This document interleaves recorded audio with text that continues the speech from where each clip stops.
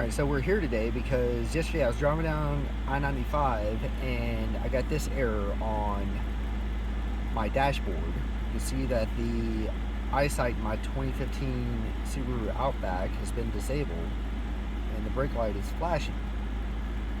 We looked in the manual real quick and realized that it told us to, as soon as possible, pull over and stop the car. When we did, we checked the brakes to see if they were working. The emergency brake was still working, but we still had this error going on, and we were sort of concerned, so we wanted to fix it. So if you own a 2015 Subaru Outback, you're probably pretty familiar with this button. As you can see, the red light is not on right now, and as soon as you pull it with this error on, you can see it flash, but it doesn't stay on. Now, that being said, my brakes are still working, but what's causing the error? So we're going to try to figure that out today. Okay, so what I found through some of my research online is that these electronic clips that are connected to the brake module here apparently tend to wear out.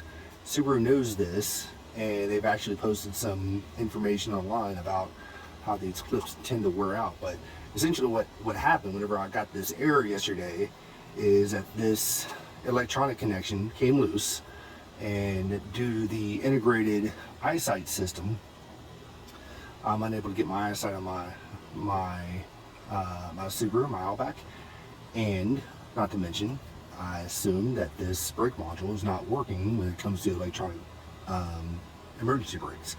So what we're going to do today is we are going to make sure that this connection stays solid so we don't have to worry about this again. Okay, so now that we know what the problem is, our connector won't properly clip into the electronic module for the brake system.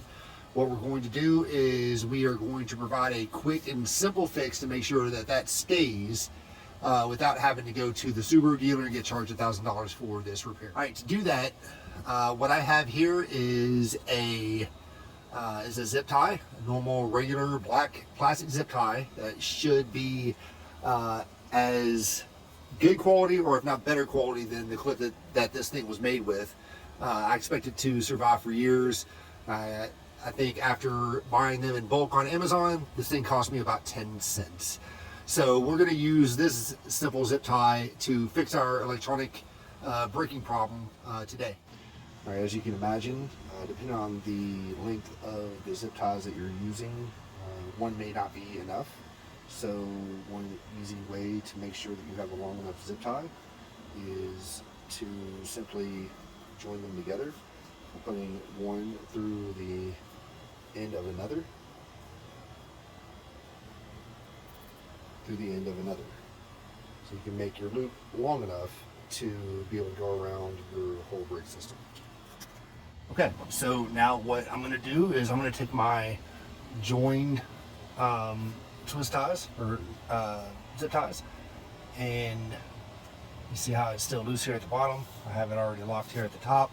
I'm going to wrap it around the electronic braking module at the top. I'm going to go ahead and get the clip mount into the bottom where the connection is supposed to stay, and then I'm going to lock in the zip tie to make sure that we can keep our mount on.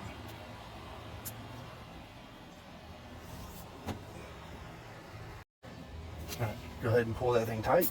Make sure that mount stays in there nice and snug so it doesn't go loose anymore.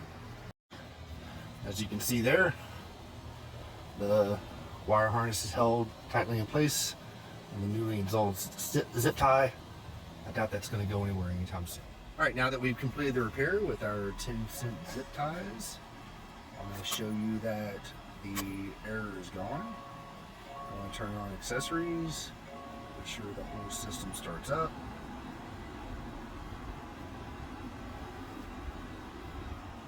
Make sure that my brake now engages properly.